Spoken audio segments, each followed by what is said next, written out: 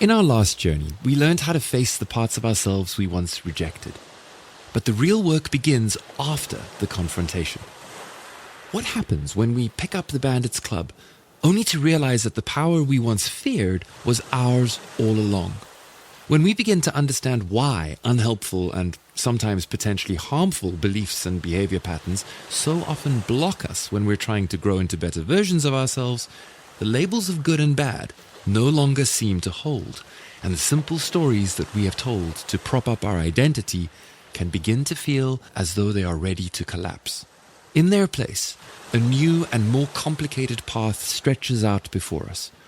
No longer a road of black and white thinking, but a shimmering and shifting territory of grey.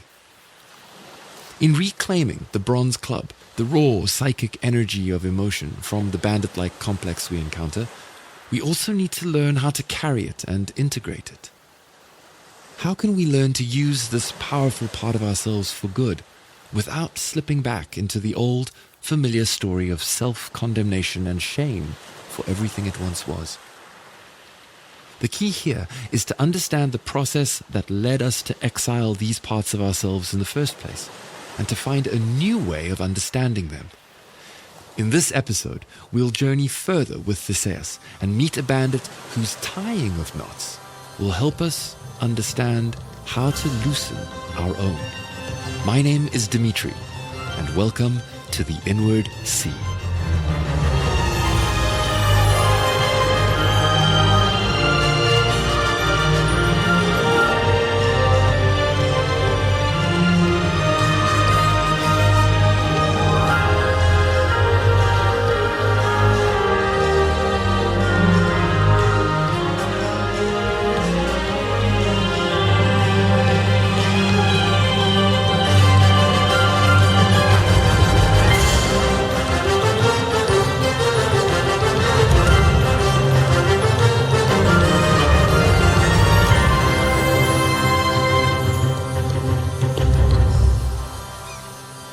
Hello, and welcome to the Inward Sea.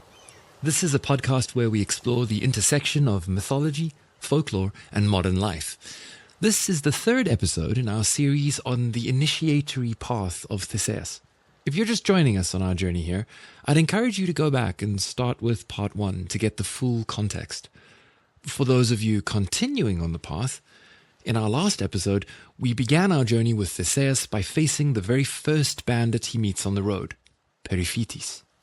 We explored Periphetes as a symbol for our own limiting beliefs, those powerful unconscious complexes that, like a cyclops, offer only a single rigid point of view, one that keeps us from leaving our comfort zone. We called this process bandit spotting. Today, let's explore what follows. What happens after we've spotted the bandit? How do we carry the raw, untamed energy that we reclaim from complexes when we start to make them conscious? Today, we'll walk with Theseus as he faces two profound challenges that emerge from this very dilemma. First, on a lonely road, he'll meet the bandit Senex, the pine bender, a figure who embodies the danger of black and white thinking. Senex shows us how rigid judgments can tear us apart from within, splitting us from the very parts of ourselves that need healing the most. Then, as the path winds onto the sandy shores and rocky cliffs of the isthmus, we'll encounter the monstrous Crommyonian Sow, a mysterious mythological image embodying the terrifying danger that comes when we allow discernment to dissolve completely. So, take a deep breath. Let the noise of the modern world fade for just a moment. The road ahead narrows as we turn eastward towards the isthmus, that thin strip of land held between the restless Ionian and Aegean seas. Listen, you can almost hear the wind whispering through the pines. Let's join Theseus there.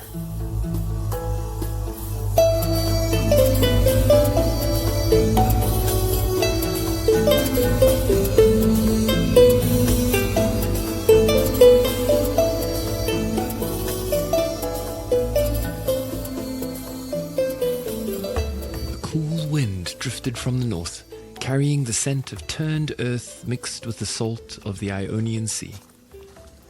It had been 2 days since his encounter with Periphetes. 2 days of climbing out of Epidavros through the stony folds of the mountainous region, keeping to the high ground where the valleys still held the rain and shadow. The great bronze club, though heavy, now rested on his shoulder as naturally as if it had always been there. Now pausing on the lower slopes of Mount Onion, Theseus looked down at the road that coiled across the landscape toward a point where the land itself seemed to have been bent eastward and held taut between two seas. In the distance, the path slipped in and out of a pine forest before re-emerging beyond it, tracing a narrow line along the pale cliffs that fell towards the distant shimmer of the Saronic Gulf. Beyond that, Megara, and the oracle at Elefsina, and further still, Attiki, at whose heart lay Athena, his father's kingdom, and his destiny. Shifting the weight of the bronze club, he set out again, picking his way down the rocky slopes. As Helios climbed higher, the sound of gravel beneath his sandals gradually gave way to the dry crunch of pine needles. The breeze that had carried the familiar scents of soil and surf now brought with it the resin-spiced whispers of the forest. Theseus heard the man before he saw him. Panting grunts and the scrape of feet slipping over the forest floor were accompanied by the most alarming sounds of creaking wood. Somebody was working very hard. As he rounded a bend in the road, Theseus came across a man facing away from him. He was older, broad-shouldered, with weathered skin and arms corded with muscle like twisted roots. He was grunting and panting as he strained against a long rope tied to the top of a young but already very tall pine. With great effort, the man was pulling the top of the pine downwards toward another tree that stood on the opposite side of the road. From the top of the bending pine dangled another, shorter length of rope, swinging to and fro, as the old man deftly pulled the crown lower towards the road. A moment of your strength, young traveler. The man grunted through his puffing breaths. This tree needs tying down. Help me hold it while I secure the knot. Clearly, the man needed help, so Theseus quickly set down his club and took hold of the rope. Even with the man still helping to hold the rope in place, he felt the incredible living force of the tree surge against him. It strained against the two of them, but summoning all of his strength, he held tight. Hand over hand, the man moved around and then behind him, pulling the slack length of the rope below his grip around the trunk of the tree on the opposite side of the path. As he was pulling, Theseus couldn't help but notice that the tree to which the man was tying the rope already had ropes of its own secured to its highest branches. A long one dangled all the way down to the ground, while a shorter length ended about halfway down the trunk. Theseus tightened his grip and leaned back, pulling harder to give the old man more slack with which to work.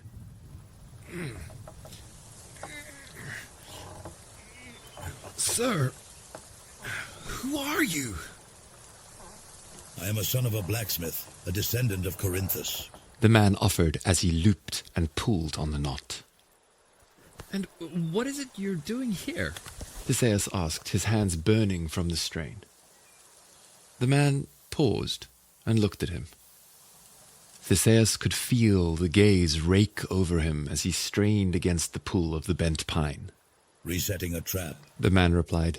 My lazy apprentice tied it poorly. It's for boars. His voice trailed off, and then, as if finding his train of thought, he added, There is a vicious beast that has been terrorizing this road. The man resumed working, but Theseus couldn't shake the feeling that while the old man's hands busied themselves with the knot, his eyes were measuring him. You have a strong back. The man said after a moment. Here, let me show you a trick to take the strain off your hands. We can tie the rope around your waist and shoulders. Let's do it that way when we pull down this second tree over here. The offer hung in the still air, and in that instant Theseus knew. This was no boar trap. The snare was for him, and the man holding the rope was the infamous outlaw Senex, the pine bender himself. The realization dropped in him like a pebble in deep water. He didn't move. He couldn't. To release the rope now would give him away.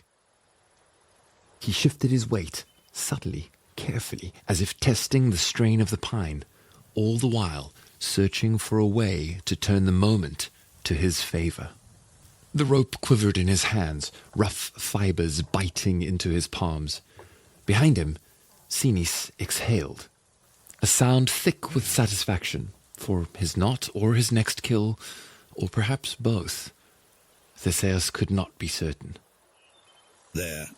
That should hold it. Theseus drew a sharp breath. Then, pitching his voice just enough to hide the steadiness in his body, he called out, It's slipping. I can't hold it much longer. The old man clicked his tongue in annoyance. It will hold, boy. Now let go. We have the other tree to set. No! Theseus insisted, his voice tight with effort. Come see for yourself. It's not gonna hold. I can feel it giving way. With a sigh, Senex came over and gripped the rope just above Theseus's hands, tugging hard to prove its strength. At that exact moment, Theseus, with a great roar, jerked the rope violently downward and released it. The pine groaned as if it would finally give way, and in the sudden, shocking recoil, Senex was thrown off his feet, landing hard on the dusty ground. The knot held. Before the bandit could recover, Theseus was on him, taking the shorter rope from the bent tree and expertly winding it around the man's torso, securing it tightly behind Senex's armpits. What is this? Senex rasped in shocked outrage. I know who you are, Theseus said, his voice low and cold. You're not the son of just any blacksmith, but of the outlaw, Thamastis, the subduer. You're no hunter, but a ravager, a destroyer of those who trust you. You are Senex. As he spoke, he hauled down the second pine, his words punctuated by short, sharp breaths. This is no trap for boars. He panted, drawing the great trunk lower and lower. It's for the ones kind enough to lend you a hand. A snare for all who mistake your deceit for guidance. He fastened the long rope to the base of the first tree, where Senex already strained against his own bindings. The bandit froze, aware that even one reckless move could tear the cords apart and catapult him to his death. He began protesting. No, please, please. His voice cracking with panic. Do not do this thing. But Theseus ignored him. Without a word, the young hero took up the short length of rope that hung from the now secured second tree. Grabbing Senex's feet, he tied his ankles fast. All was set.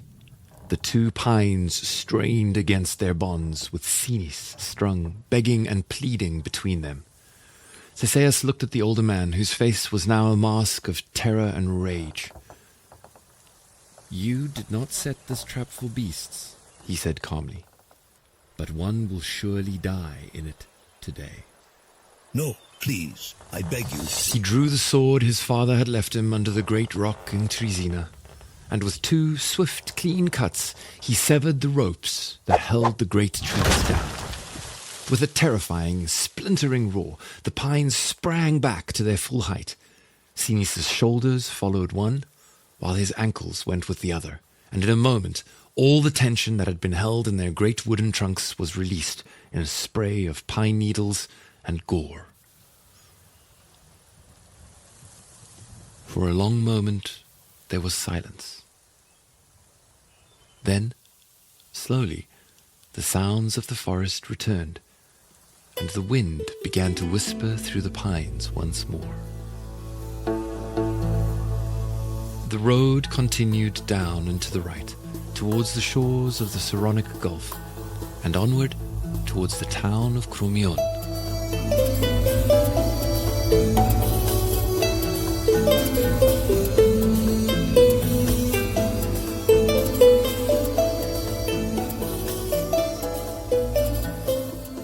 So now we've met Senex, the pine bender.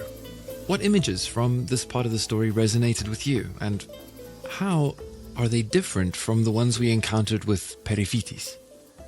Perhaps you noticed how the rigidity of the singular point of view and the crushing weight of the bronze club have, in this second image, been replaced with the sinuous flexibility of growing wood. Periphetes confronts us with brute resistance. Senex with dynamic tension. Senex is the second bandit Theseus encounters on his journey to Athena. He is the picture of what happens when we begin facing the complexes and limiting beliefs in the shadow. To understand where on our path we meet this force, we need to find the place where opposing forces are bent towards one another and held in tension for a moment, and then suddenly released. A great example of this, and perhaps this is because it's where I most often see it happening for myself, is in decisions based on value judgments. The split-second decisions we make on how to respond to things that happen to or inside of us. You may have seen a quote floating around the internet, often attributed to the psychiatrist Viktor Frankl. It goes something like this. Between stimulus and response, there's a space. In that space is our power to choose our response. While that phrasing is not actually in Frankl's work, the idea is central to existential psychology. The psychologist Rollo May put it beautifully when he wrote, "Human freedom involves our capacity to pause between stimulus and response, and, in that pause, to choose the one response towards which we wish to throw our weight." That pause, that space, is where our real power lies. It's the gap where we can stop an old, unconscious reaction and choose something new. And it's right there, in that charged and often uncomfortable space, that Senex waits for us. He is the embodiment of the pull of our old patterns straining against the push of new possibilities. He's what happens when the energies that should be held in creative tension instead rebound violently towards their opposites. In archetypal terms, we can see Senex as a corrupted Senex, or a negative elder figure. Where a healthy elder guides the hero, the corrupted Senex fears renewal. He demands conformity. He bends new life towards his old will and tears apart whatever resists him.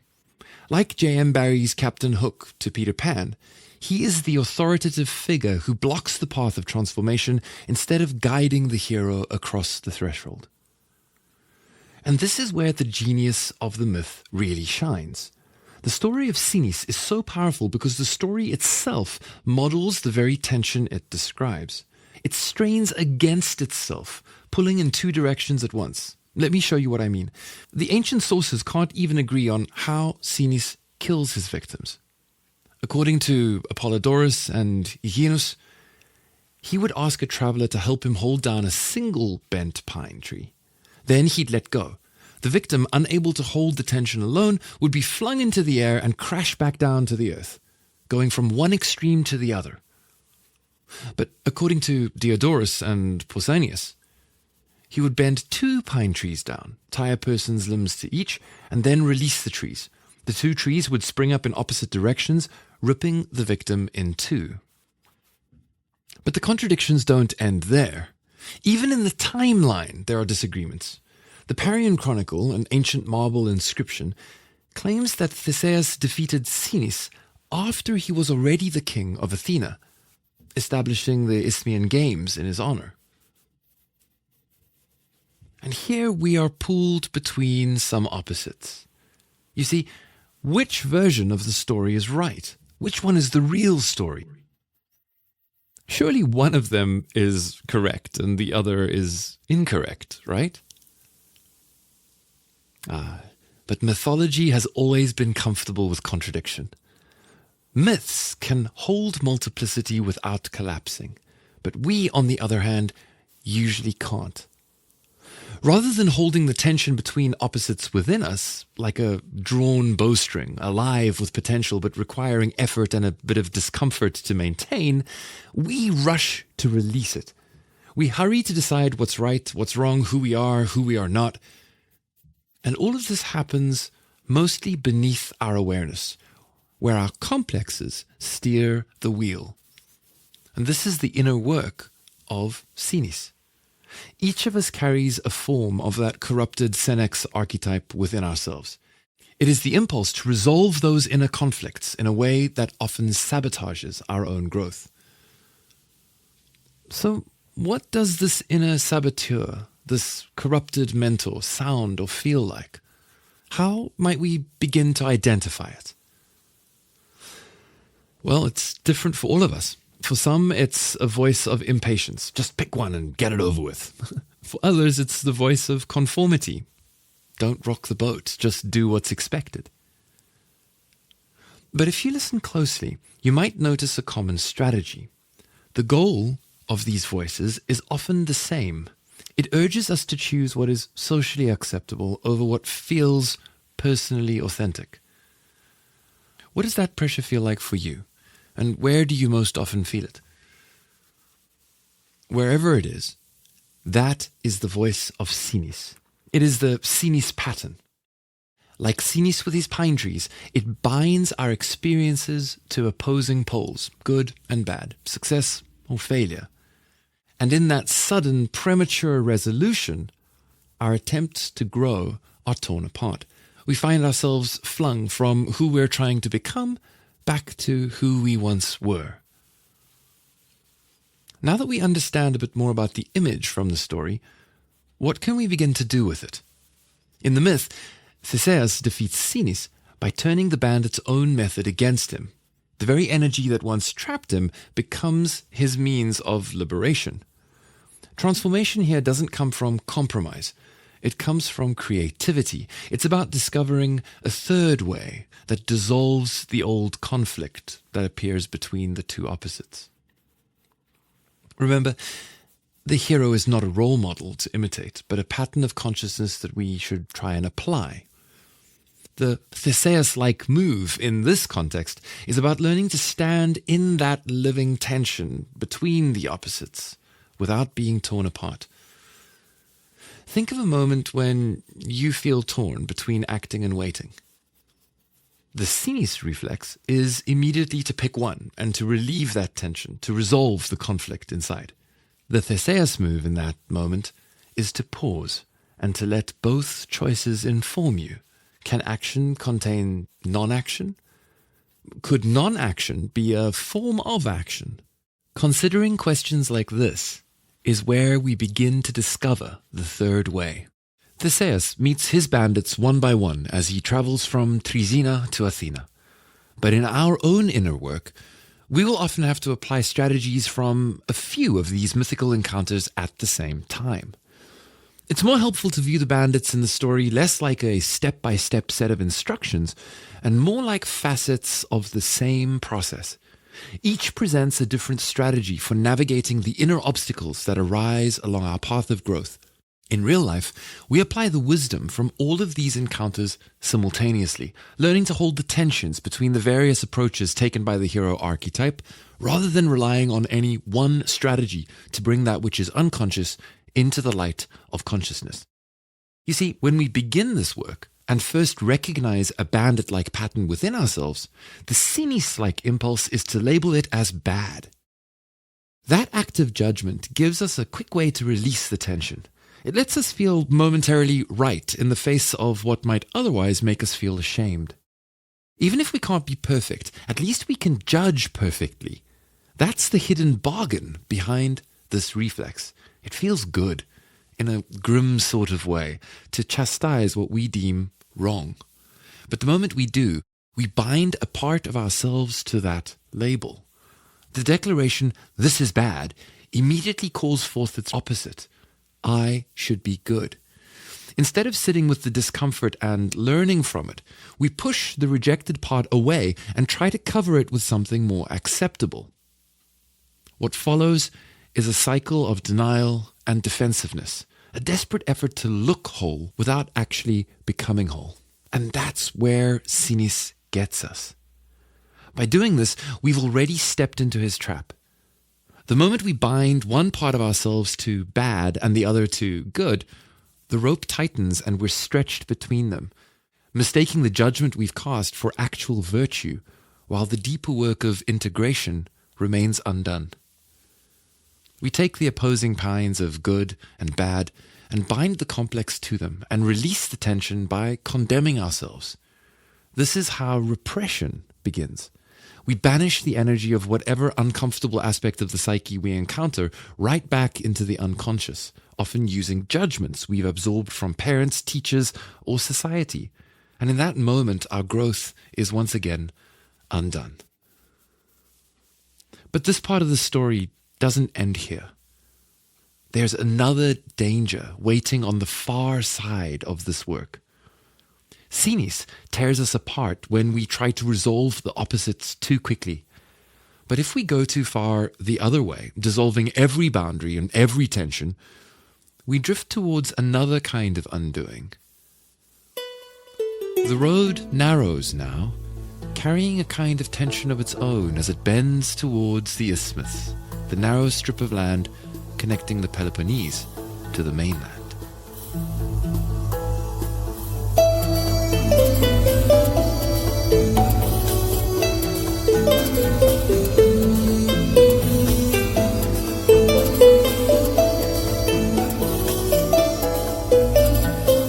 For the next leg of our journey, I want to do something a little different. Rather than retelling a story, I'd like to walk with you through the imagery that survives from this strange and fragmentary part of the myth. The reason is simple. Here the record falters. No two ancient sources agree on what exactly happens next, or even who or what the next confrontation Theseus must face is.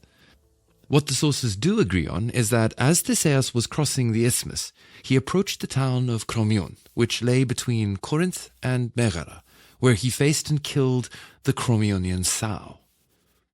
Some say that this monstrous sow was raised by an old woman named Phaea. Others, that the sow was named Phaea. Still others claim that there was no beast at all, only a woman, whose name was Phaea, so savage and unhygienic that she was called a sow. But you see, I think that uncertainty is the point here.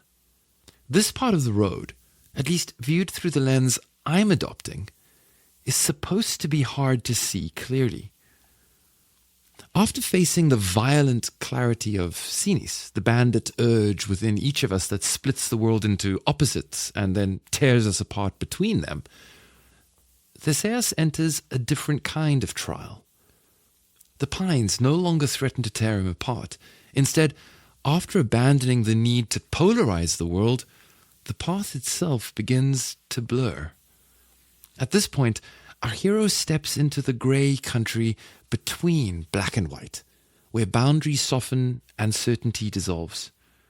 And the seeming lack of definition and contrast that arises when we let go of dualistic thinking and enter the grey space of the third way is appropriate, because one way of interpreting the name Phaea is as the grey one. Psychologically, this is the territory we enter after we stop forcing our inner world into rigid boxes of good and bad. It can feel like a seemingly directionless, mist-washed region of moral ambiguity. This is a space that asks us to exercise deeper discernment, in which we learn to navigate by a more nuanced moral compass, and take personal responsibility for our choices and their consequences, rather than chalking them up to external or inherited definitions. This uncertain and liminal space holds a profound danger. In letting go of the certainties prescribed by external authorities, we risk letting go of discernment altogether. We risk dissolving into a mess of undifferentiated amoral chaos in which every impulse feels valid and every boundary disappears. Symbolically speaking, this is the danger of being consumed by the Crommyonian Sow. Almost as far back as we can remember, the pig has been a creature of paradox, both sacred and profane, fertile and gluttonous, nurturing and devouring. In many ancient myths, the pig stands at the threshold between creation and decay. For example, the Egyptian sky goddess Nut was said to swallow her piglets, the stars, each night and then birth them again every morning. While in Greece, the Meter received piglets as sacrificial offerings for the renewal of the earth. The same animal that symbolized divine fruitfulness also came to embody sloth, lust, purity, and filth. Because it feeds indiscriminately, seemingly devouring everything, including its own young, and yet is capable of giving birth to large numbers, the pig has long mirrored the amoral cycles of nature itself, where creation and destruction are not opposites, but phases of one eternal process. From a Western perspective, a cultural lens that has been heavily influenced by Christianity, the pig also has a strong association with the image of possession.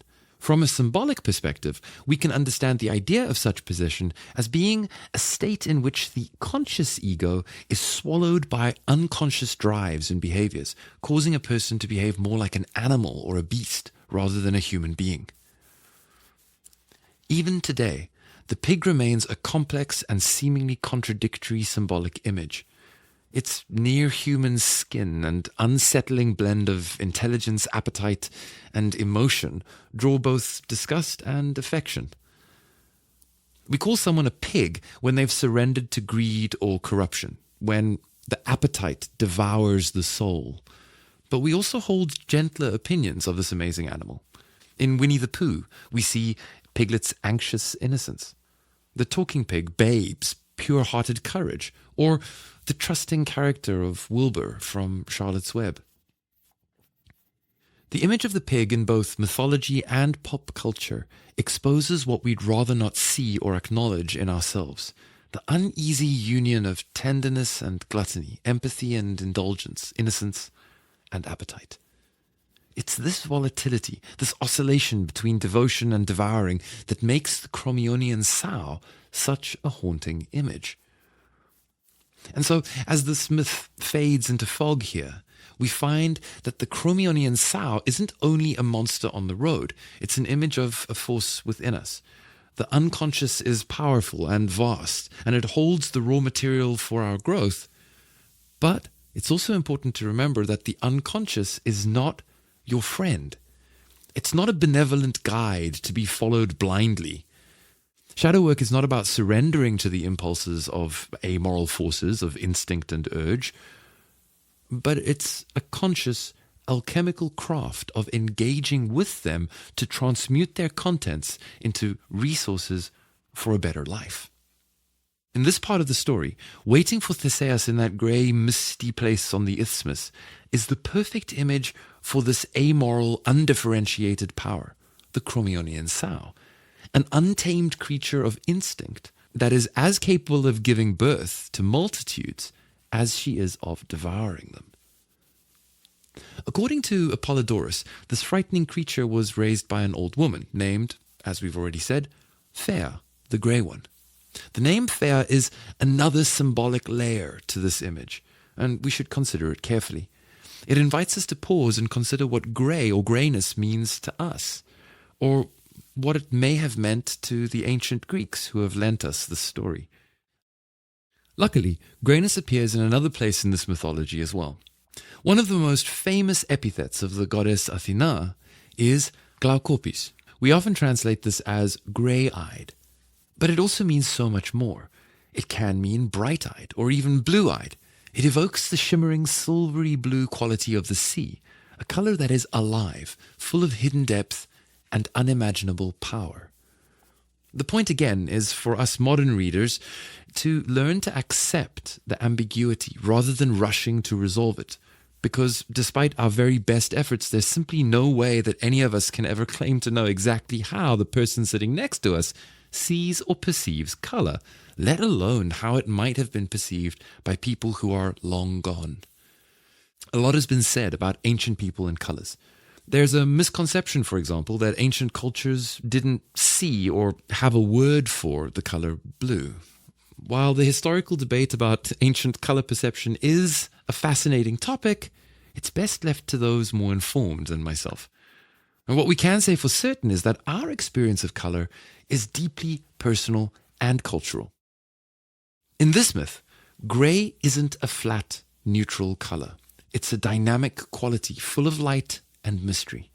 It's a powerful reminder that we can never truly know another's experience of color, just as we can never pin down a single simple meaning for our own inner states or experiences. To remember this is to understand the importance of the gray space that opens when we hold the tension between opposites, allowing multiple truths to exist at once. That space is shimmering with potential. So when we hear that this monster of the isthmus, the Crommyonian Sow, is connected to Phaea, the grey one, we're being told that we're in a place of deep symbolic ambiguity. The lines between the nurturer and the monster she creates and the predator all dissolve into one. This confusion is the point. It's a perfect portrait of that inner state where we can no longer distinguish a raw impulse from a part of our soul or psyche that gives it life. This image, the Crommyonian Sow and Phaea, is the devouring mother archetype, the all-consuming force that erases identity and consciousness. So how does our hero handle this confrontation? He doesn't negotiate with this force. He doesn't surrender to it. He slays the sow. Just like with the other bandits we've encountered so far along this road, slaying the sow is a profound act of alchemical transmutation. It is the conscious ego stepping in to set firm ethical boundaries with a destructive and all-consuming inner force. It is the moment we stop being devoured by a pattern and instead find the sacred energy trapped within it, liberating that energy for a new purpose. In this way, it's a lot like claiming that bronze club from the first bandit, Periphetes. What does slaying the sow look like in our own lives? To start with, we need to identify and name whatever force threatens to consume our energy. It'll often be something wild and unbridled, an impulse we would usually judge as bad and try to repress. But now that we've moved beyond the Senex trap, we know better than to string ourselves up by those old value judgments. Now we can choose to stay with the tension instead. That's the grey path, the confrontation with what lies beneath. Here, I'm going to reach for the low-hanging fruit of envy as an example. In our current age of social media and the perpetual curation of our lives and exploits on the internet, envy and its ego bedfellow self-loathing are some of the easiest of these consuming aspects of the unconscious to drag out into the light. The devouring pattern is that endless scroll, either literally through social media posts or figuratively through the thoughts of everything others have or have achieved that we feel is missing in our own lives, and the resulting bitterness that eats away at our sense of self-worth. The alchemical act, the slaying of the sow, is to address the root of the bitterness, not to suppress the desire. It's to consciously ask, what is this envy telling me that I want for my own life? And then to channel that intense energy into building it for ourselves. Another example that might easily be applied to a large swath of the population is the way many of us are paralyzed by apathy. Here, potential is devoured by a fog of inaction. Today, we're perpetually bombarded by so much information that it's far easier to give up trying to locate our own inner compass among the mess of what the entire world seems to be telling us we should be doing. Inaction may look like laziness, but there's often something deeper going on. When the world around us seems to be pushing us in directions that lie at odds with the deepest core of who we are, inaction can often be a quiet act of resistance. Slaying the sow here is to honor the message in that resistance, that the soul is protesting a false path, refusing to walk it. Naming that resistance is the act that frees the energy to move again, to search for a truer, more authentic path, even if the first step is small and uncertain.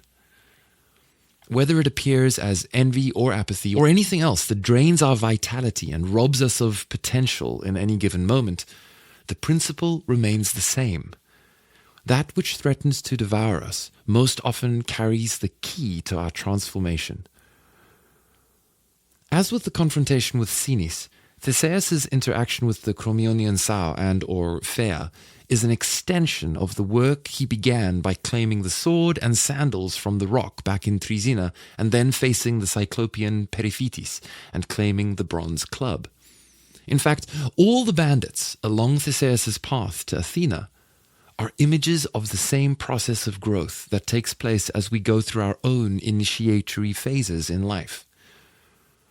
When Theseus kills the sow, he gets no treasure. There's no golden fleece, no magical prize. And this is the key. The reward is not external. It is the forging of a new capacity within the soul. The confrontation and bringing that which is unconscious into consciousness is the prize. It is the establishment of discernment, of self-regulation, and of the equal, respectful relationship between the ego consciousness and the powerful forces of the unconscious. As you reflect on this, perhaps you can begin to notice the truth in it for your own life. The quiet work of facing your own rigidity, holding your inner conflicts and drawing a line with your own devouring impulses. This isn't self-indulgence.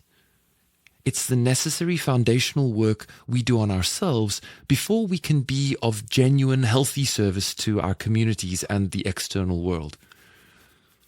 We have to first build the self before we can bring it to society. So before we move on, take a moment to consider, what might the sow be devouring in you? What energy, if reclaimed, could become a strength that carries you forward? Before I share some ideas that you can use to connect more deeply with this part of the myth, let's trace the path we've walked with Theseus so far. First, we must be grounded enough to know when we have outgrown our world and when we're ready to move on. Then, on that path, we face the narrow-minded, single-eyed beliefs that block the way. This is the start of shadow work, reclaiming the raw energy we once rejected. Doing this demands that we let go of the Senex-like need to strap parts of ourselves to opposing poles by making harsh value judgments, and instead enter that grey, nuanced space between them. And there we face the sow, a symbol of both rich fertility and indiscriminate appetite. We are not here to embrace amorality, but to transmute the raw energy into personal responsibility, discernment, and compassion. Because if we can recognize this complexity in ourselves, we must know for certain that it is equally present in others.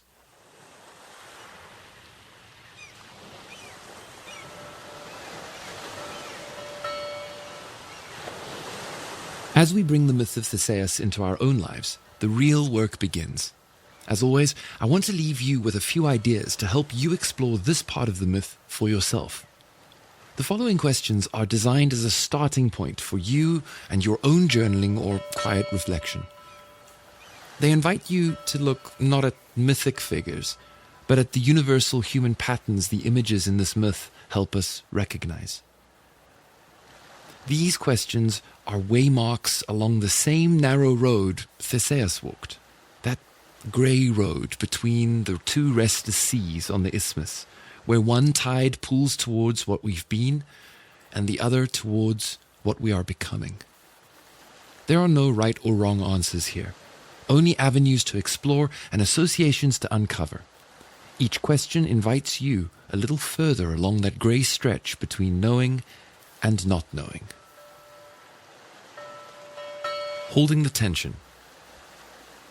When you notice you've had a strong emotional reaction to a situation or perhaps a person, irritation, envy, a snap judgment that feels almost automatic, can you pause and roll it back for a moment, just to look at it without the label you've attached to it?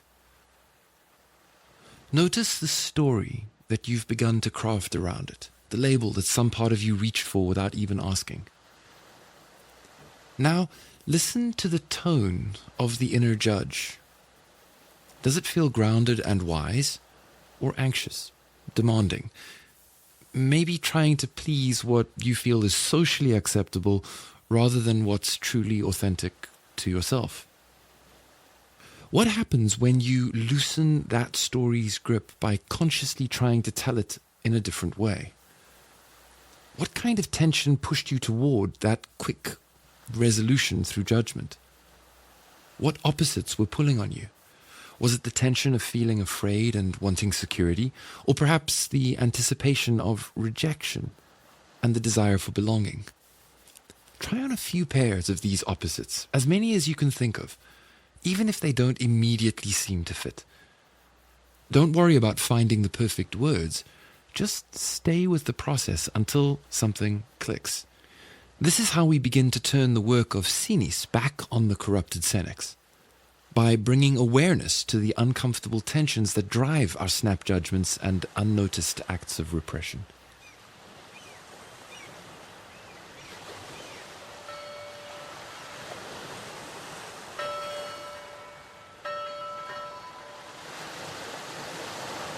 The unseen cost of a repeating pattern. As I mentioned earlier, the unconscious is a vast source of wisdom and strength.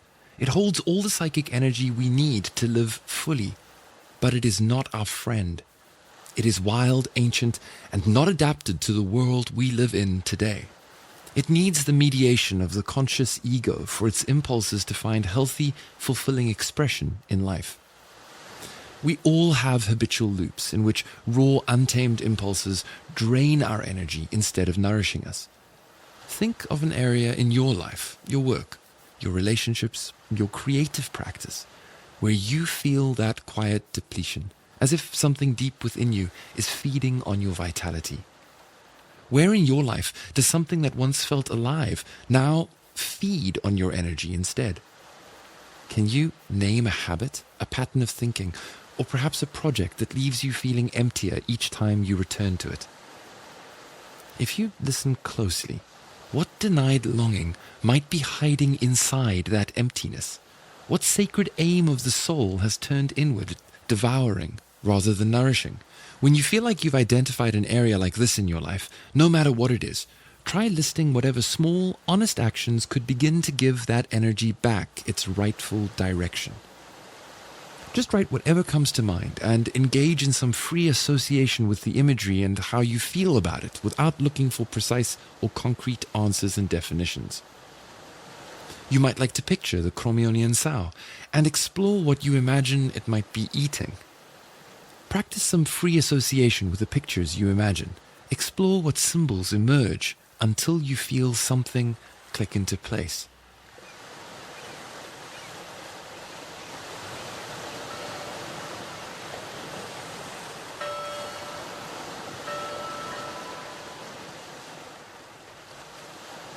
The sacred message in the struggle. The deepest shift in inner work comes when we stop treating a difficult pattern as an enemy to destroy and begin to approach it as a messenger to understand.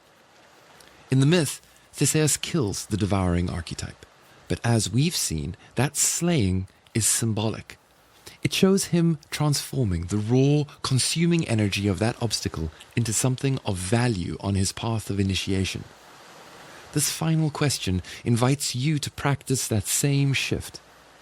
Imagine for a moment the draining pattern you've just identified isn't a flaw at all, but a desperate, if misguided, attempt to meet a deep, life-affirming need. If you were to listen to that struggle with compassionate curiosity, what sacred message, what deep or unacknowledged desire might you hear expressed? What part of you is trying in its own clumsy way to protect or to champion on behalf of your well-being?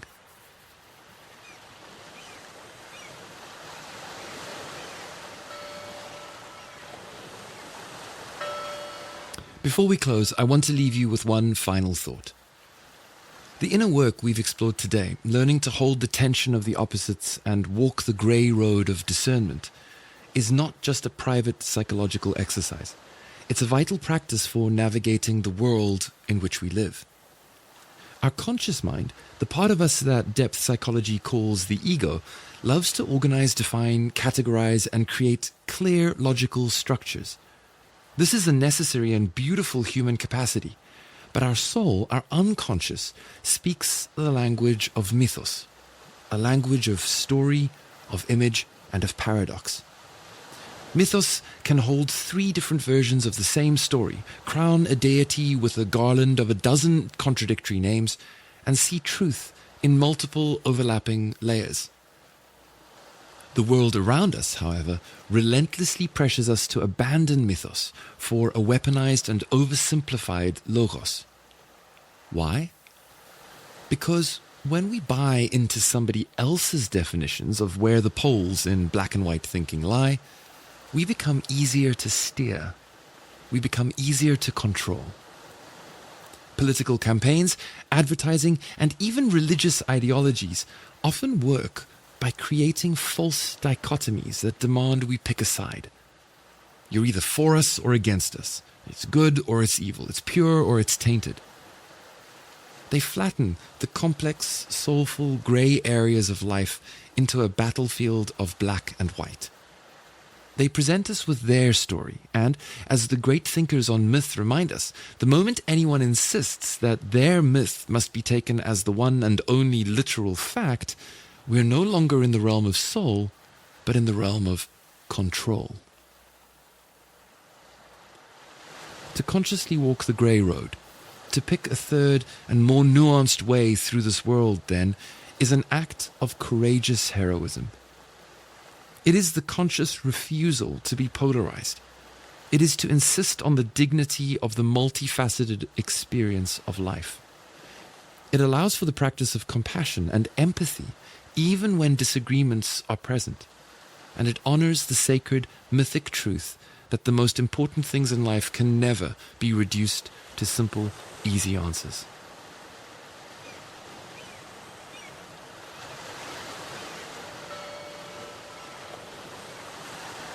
So far, Theseus has faced 3 bandits on his road: Periphetes, the club-bearer, Sinis, the pine-bender, and the Crommyonian Sow. In working with this myth and teaching it in classes, I found it very helpful to ask people to look at how the hero archetype has showed up consciously or unconsciously in the lives of others. Sometimes seeing how other people have grown through the challenges they faced along their initiatory journeys can be really helpful. It's not a very deep or taxing exercise, but it can really be quite instructive to look at how the archetype of the hero shows up in other people's stories so that we can become more sensitive to where and how it might show up in our own. Being a South African, one of my go-to figures is, of course, the political activist, freedom fighter, turned president and father of the nation, Nelson Mandela. Of course, Nelson Mandela is someone that most people today, especially in the South African context, consider to be a hero. But that's not what we're talking about here. The hero in mythology is not a whole person. It's a part of the psyche, a spark of consciousness that, when the time is right, when it discovers within itself the readiness and a sense of potential, quests into the unknown depths within, in search of renewal. The hero is the offspring of the king, the ego that has ruled for a period of life through actions that have become comfortable and habitual. But it's also the offspring of a deeper power, an archetypal force in the unconscious that is pushing towards integration. This is why heroes in myth must also have some kind of divine lineage. And so, this nascent flicker of consciousness and potential begins to confront unconscious forces that have become accustomed to the habitual patterns of the ego. These are the bandit-like beliefs and complexes that hinder and oppose the renewal, not because they're evil or bad, but simply because they have, for the longest time, been successful in helping us survive in our old milieu. To grow, however, their energy must now be reclaimed and put to better use. Out there in the shadows of the path through the wilderness, the hero Spark confronts these unconscious elements and by bringing awareness to them, begins to liberate the energy once devoted to those purposes, making it available for more useful undertakings, turning it into something that can be held in our conscious toolbox, ready to be applied at the proper time when needed as an extension of our willpower, rather than as an unconscious reflexive complex to which we might fall victim. If you'd like to try something like this, pick a person who you know or perhaps know of. Historical and even fictional characters work very well for this. See how the pattern we've explored so far is reflected in that person or character's inward development. When faced with the brutality and oppression of the racist apartheid regime, did Nelson Mandela emerge from his incarceration bent on vengeance, seeking to subject his oppressors to the same wickedness he had been forced to endure? What had to happen within him to turn his entirely valid hatred for the system and people who supported it into the power and compassion he had, enough to lead an entire nation towards reconciliation? This is just an example that has been useful and pertinent to my situation, but if you look around you, I'm sure you'll be able to find any number of examples of people whose path will provide you with incredibly insightful meditations when considered through the lens of the 3 bandit confrontations we've already discussed. I do want to stress, however, that we're not yet considering outward actions of these people or characters. We're focusing on their inward shifts. Nor are we considering only people who we would count as heroic in the modern sense of the word. The hero in myth is a facet of the psyche, not a whole person, and it's very important that we keep this foremost in our minds as we do this kind of exercise. We're only considering the inward shifts made by these people and characters because, for now, the challenges Theseus has faced on his road have been inward challenges. The first 3 bandits in this interpretation are confrontations that allow Theseus to reframe his relationship with himself, the forces that have defined him to this point and kept him from moving forward along his road. But his journey is not over yet. There are still 3 confrontations waiting for him on the road ahead, encounters that will allow us to consider how to bring this inner work, this work of integration, to our outward lives in society. In the next episode, we'll be venturing closer to the sea again, where we'll encounter another older man with a strange pet, one who will help us recognize the danger of false humility. Until then, if this episode resonated with you, I'd love to hear your reflections. You can leave a comment, write a review, or leave a rating, either on Substack or on the podcast episode. It's entirely free and it really helps me to know that this work is landing with you. You can also read the transcript and reflection prompts on my website under the Essays and Transcripts tab at www.theinwardsea.com. That's www.theinwardsea.com. Thank you so much for spending this time with me. Until next time, may you find peace in the tension and beauty in the shimmering grey space of life. My name is Dimitri, and you've been listening to The Inward Sea.